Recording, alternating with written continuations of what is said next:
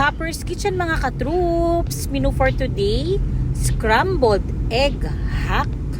Marami talagang pwedeng luto sa egg. Naglagay na ako ng mantika at ipa-fry natin ang pepperoni. Yan ang gagamitin natin na topping sa scrambled egg. Diba hindi lang siya pang pizza, pang egg pa? Mapapansin nyo naman pag medyo luto na. Set aside muna natin dahil magpa-fry na tayo ng ating scrambled egg. Pagtapos nyan, isa-isa na nating ilalatag ang pepperoni. Diba madali lang? Masarap pang breakfast? Tiyak na magugustuhan ng kids. Bukod dyan, binudburan ko na rin ng mozzarella cheese. Antayin natin mag-melt, then i-fold natin ang egg. Ayan, ready to serve na. Masarap na breakfast with fried rice. Samahan ng mainit na coffee. Ciao mga ka-troops! Happy eating!